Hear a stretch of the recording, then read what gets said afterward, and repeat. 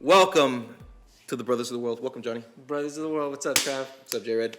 Producer Mike back there, what's up, baby? Hey guys. I'm here with ASAP Yams. Welcome for another episode. What do you think about the hair, peeps? We're putting a picture of ASAP Yams. No, up actually, for sure. who is that more like? That's not ASAP Yams. ASAP has him hanging. Who are you, bro? I think you're Exhibit. Oh, Pin my ride, bro. Pin my ride, Bring it baby. back. Exhibit needs more respect. That Fuck, show he ruined does. his career. He does. But anyways, we're back with the breakdown. Let's go. We're off for a week. We're dropping 2 videos this week, and we're dropping right into February 6th, Saturday. We have fight night, right? Yes, sir. We have a fight night. We're back in Vegas. We're headlined by Alistair Overeem, the super vet, like you said earlier off camera, the last dude from Pride, versus Alexander Drago Volkov. Oof. That's, dude, oof. 5 rounds. This is a top level heavyweight matchup. Overeem he's got to be ranked top 5 right now, right? I think he's ranked 4 and Volkov is ranked 6, but I'm not too sure about that. And this is, let's mention it, bro. This is Yeah. Overeem's last run, bro. Last run. The last guy from Pride fighting in the UFC since they, absorbed their fighters.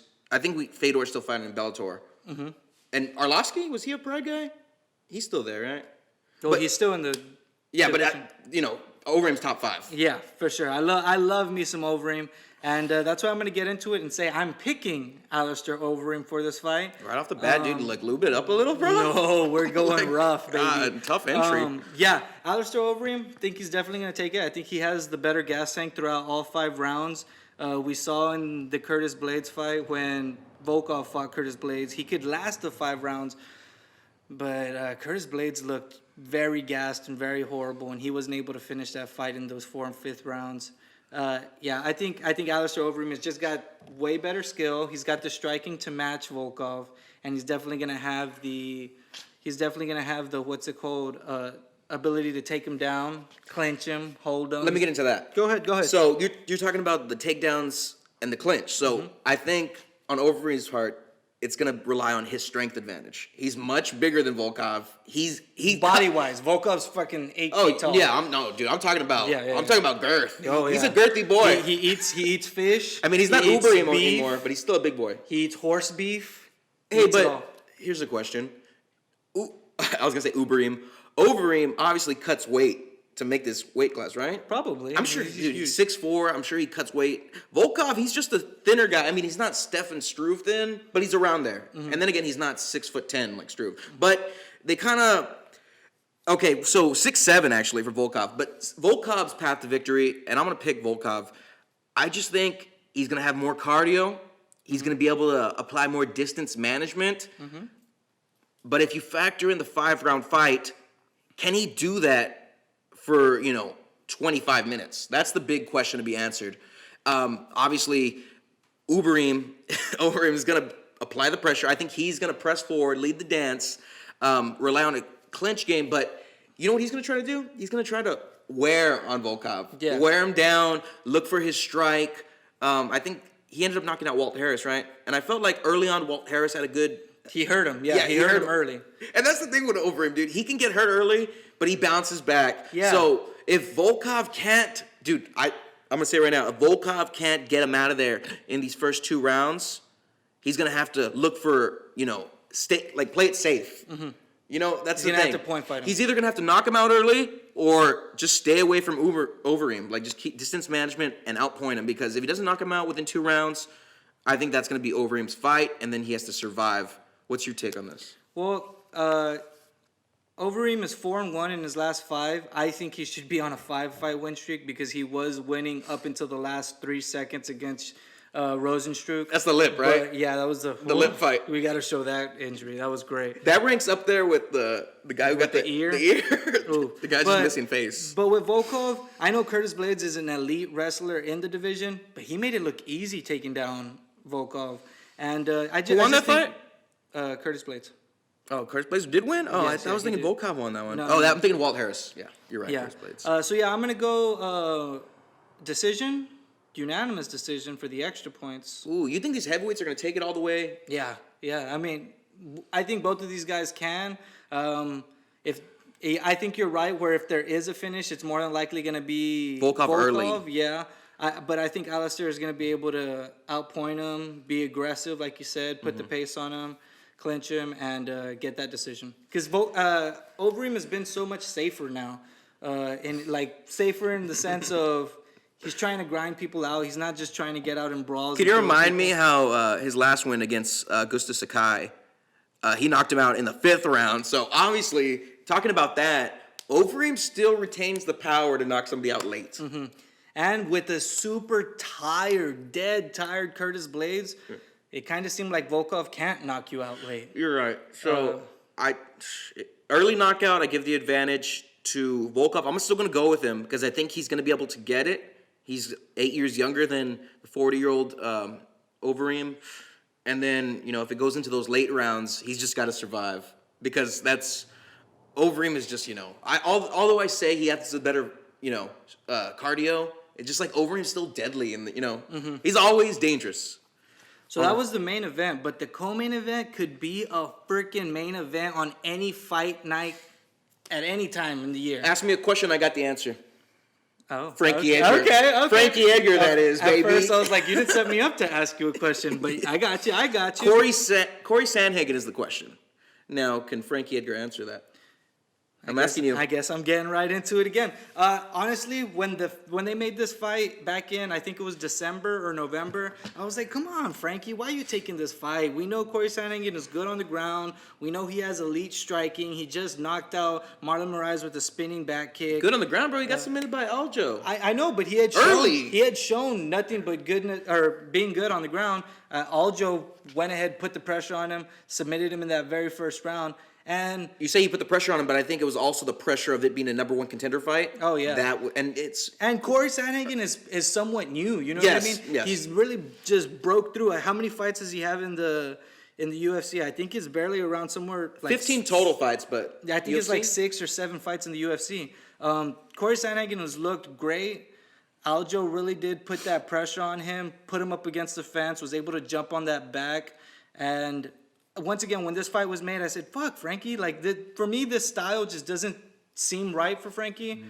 But I think I'm also underrating Frankie for some goddamn reason. I think it's because he's coming off of a controversial win, right? No, I scored it for him over, Pedro Munoz, correct?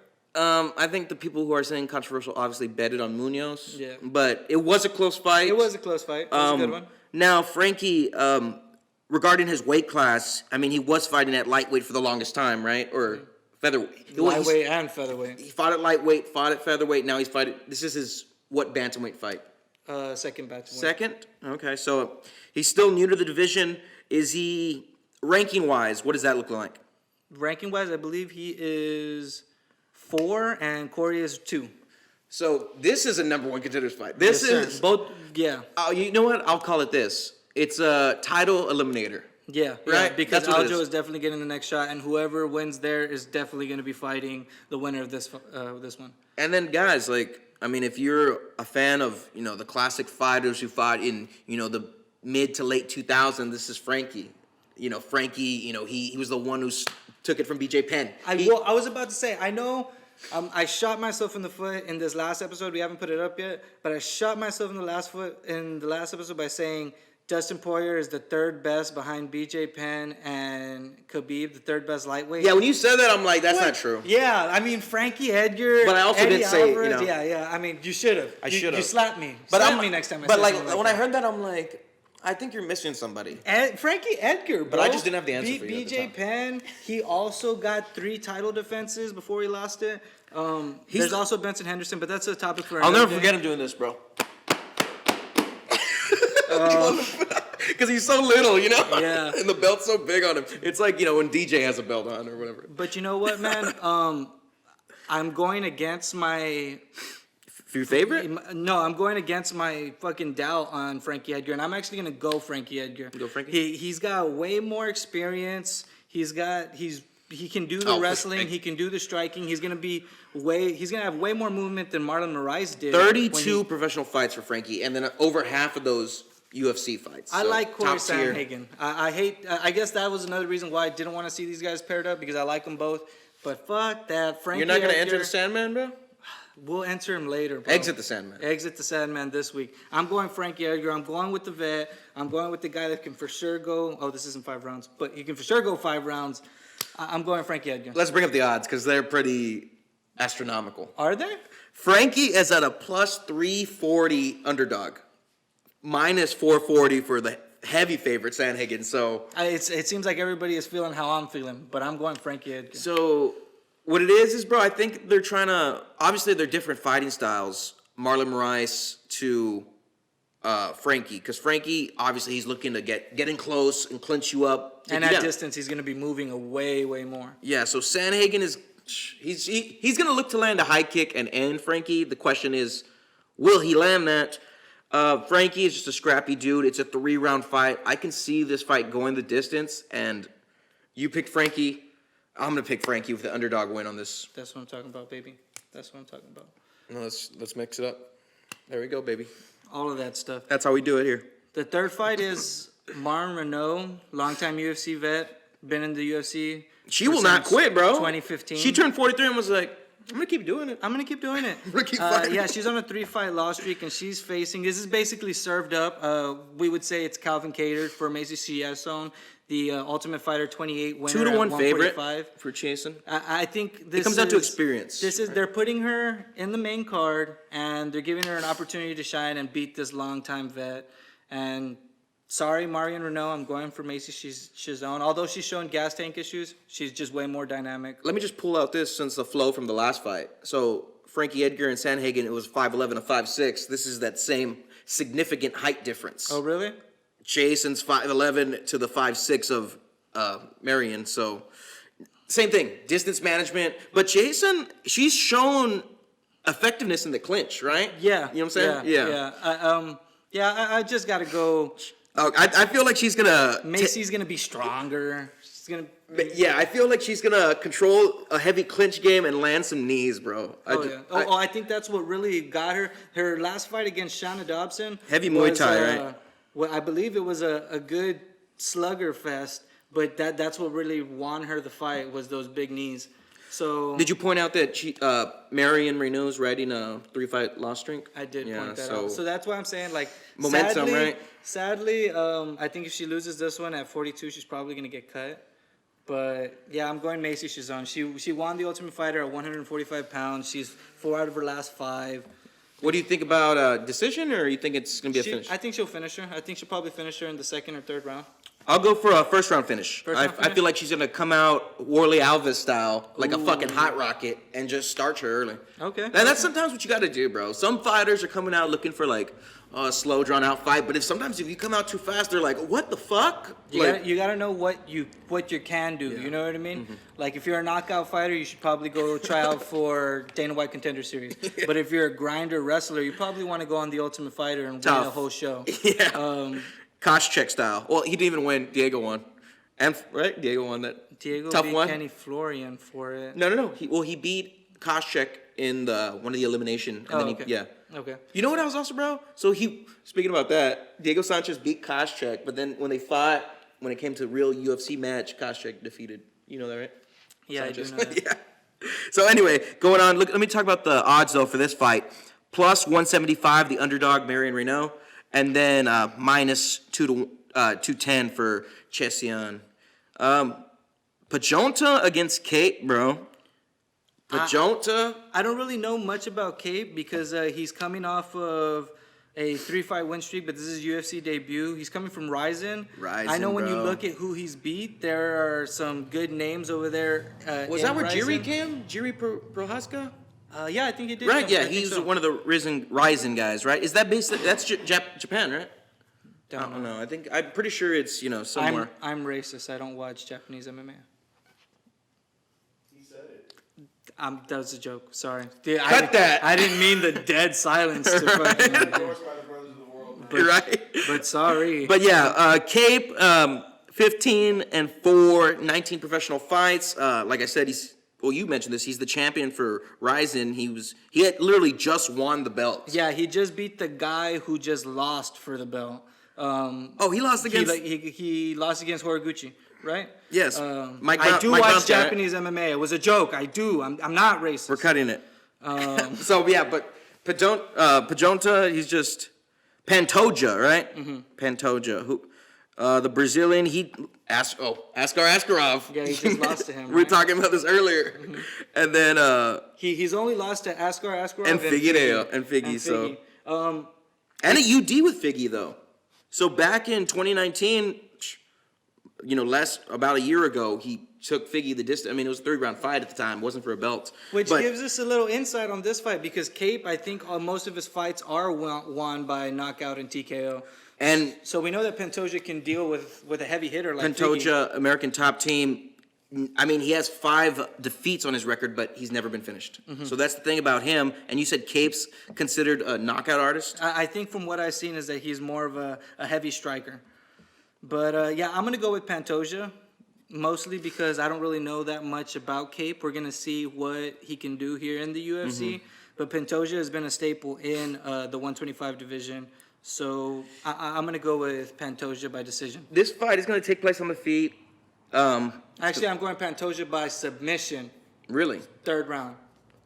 Okay, right when I said it was going to take place on the feet. Sorry. There you go. I just feel like, you're right. So Cape, he has a Muay Thai background. He trains at AKA Thailand. And you know who I think trains there? Mike Swick. Oh, really? Swick lives in Thailand. Tough One veteran. He trains over there, AKA, we know AKA here with Khabib and DC. But, so Cape and Pantoja.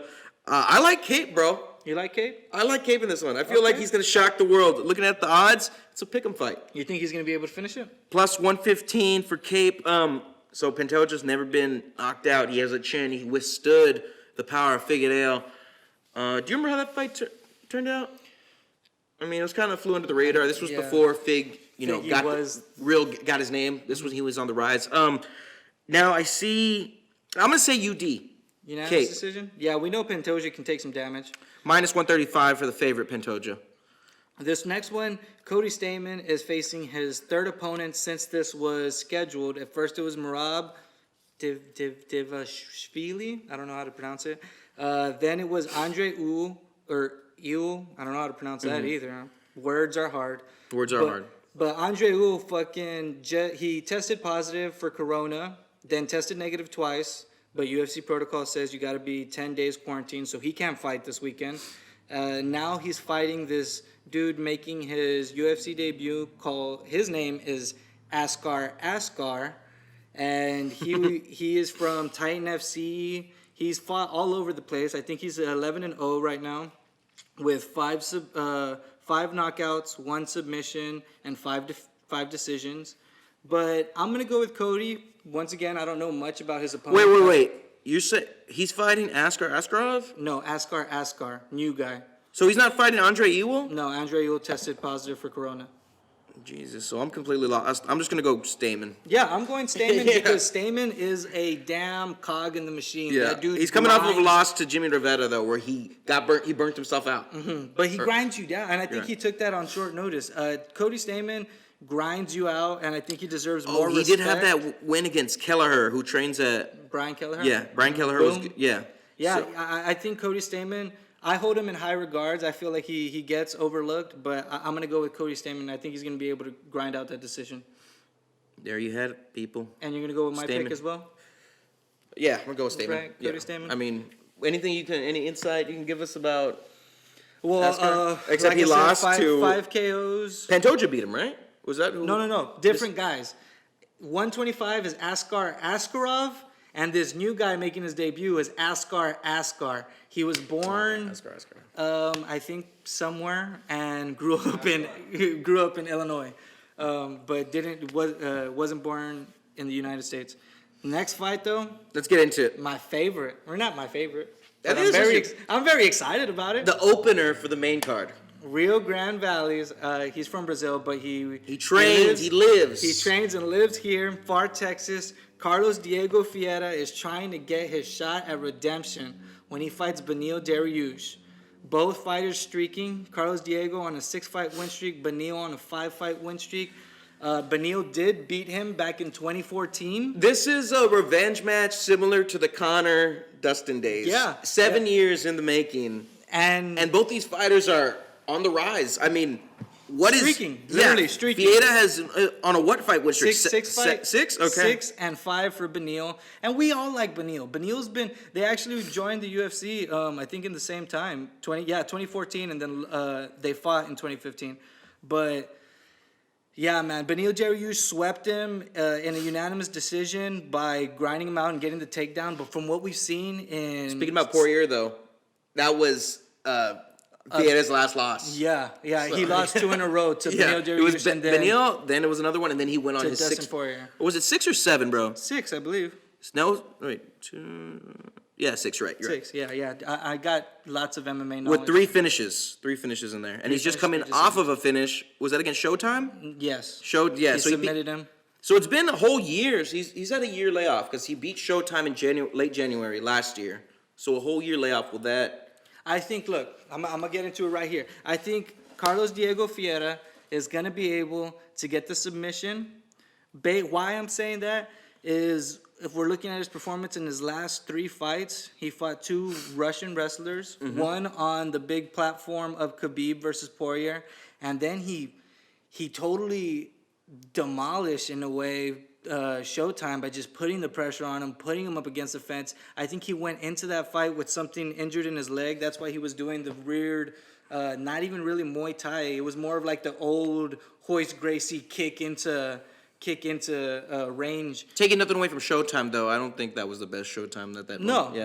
I know. I mean, Showtime, I'm glad he's out of the UFC and can get some shine over there at PFL. But the way Carlos Diego Vieira has been able to get these wins, I don't think Beneil is going to be able to go out there and just ragdoll him like he did the first fight. I think CDF is a lot more dangerous. He's gotten a lot better, and I think he'll be able, if it doesn't go to decision, or if he doesn't submit him in that 3rd round, which I think he will, he's going to grind him out and then submit him. He's going to get the decision. I'm going Carlos Diego Vieira, Rio Grande Valley zone, baby. Come on. I like that. I mean, you described a good path to victory. Now, you left out Beneil Dariush's X Factor. Spinning back fist, baby. I mean, just power. I feel like Beneil Dariush in this fight. He's a little, dude, he's crafty. You don't know, he'll be fighting you real, like, orthodox, real, like, plain and simple, and then out of nowhere, he'll throw in some Rumor has it. some shit you'll never see coming. Rumor has it that salt and pepper hair, he gets a gray hair for every new trick he learns in training camp. So he's got lots of tricks up his sleeve. Let's talk about the odds right now, J-Red. So, real close pick'em. Basically even, plus 100 for Dariush, minus 120 for Vieira. They stack up just the same. 74-inch reach to 72 Dariush, 5'9", 5'10". This is going to be a good one. They're fighting a clone of themselves, basically. Yeah, and I believe they're like, what? I think Carlos Diego is ranked 10, and Beneil Dariush is ranked like 13 or 12. I do feel that Dariush is a little thicker, though. Like, he cuts more weight to make lightweight. I don't know. I feel like he should fight at welterweight. I feel like... I think both of these guys are real top-heavy, because even in that picture right there, Carlos Diego looks pretty skinny, but in his last fight, he just looks so much bigger around the chest and shoulders area. Well, we'll see, guys. Obviously, this is... they're making their last runs.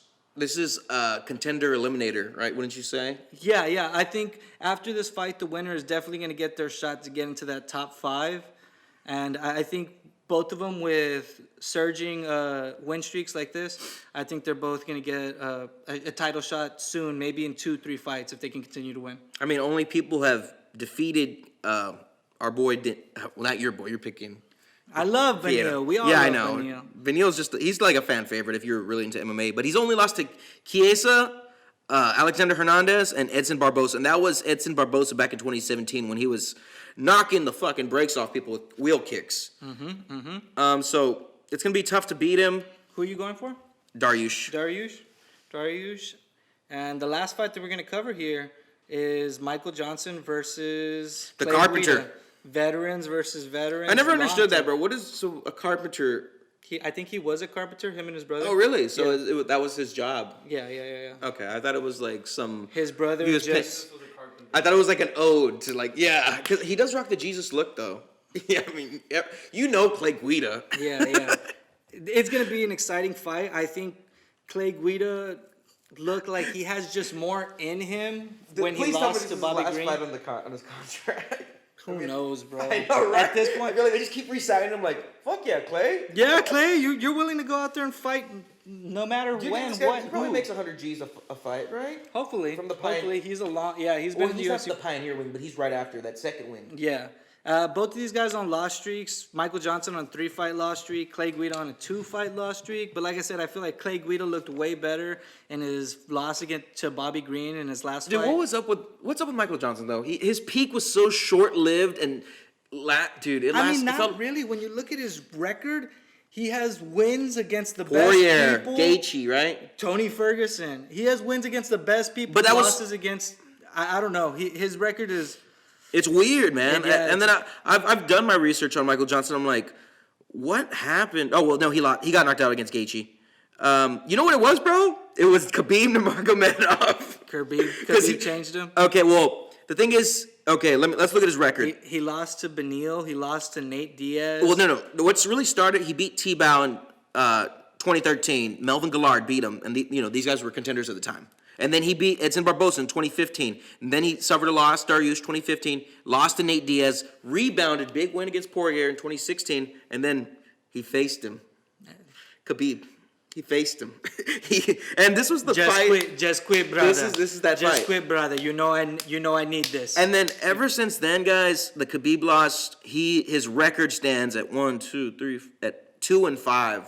Well, 2-6 since the Khabib loss. 2-6 since he faced Khabib Nurmagomedov, and those 2 wins were Artem Lobov and Andre Fili. I mean, I'm not saying that those guys are easy to beat. I like Andre Touchy-Feely, but he seems like he's fitting his role as a top 15 gatekeeper. Yeah, he looked better in his last fight, although he did lose, right? Did Fili lose his last fight?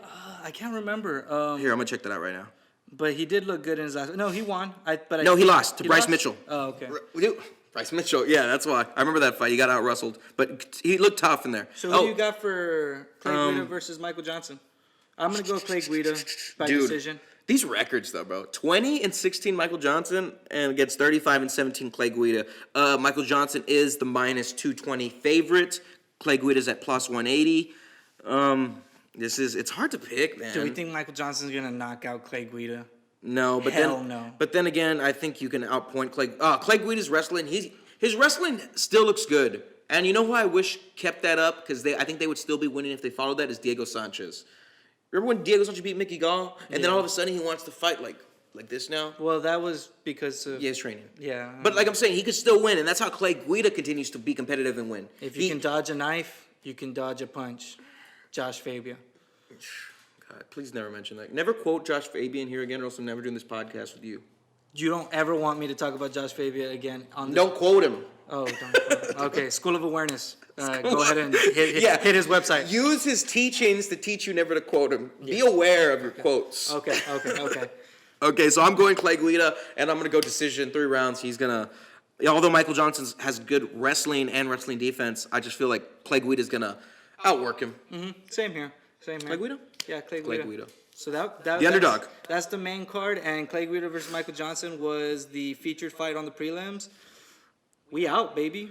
I think we're done. Make sure you give us a like and subscribe. Give us a comment. Let me know. Hey, let us know if you want some new T-shirts, man. We got them in stock. We got merch. I think we're gonna say 10 a pop. Yeah, $10. 10 a pop. If you're interested, let us know. Contact us. Emails in there. Instagram's in there. You know where to find us. Yes. I am Travis. I'm Johnny. And Mike is behind the camera, and we're out, people. We will see you on the next episode of the Brothers of the World. Brothers of the World, baby. Shaka, bro. Shaka, I'ma flip me a bitch in the morning, no. I'ma flip me a bitch when my partners talk shit with my niggas. Ain't this why we in it? Ain't this why we get it? Made it back home. Pocket full of money, goddamn. Them niggas might smile when they see him.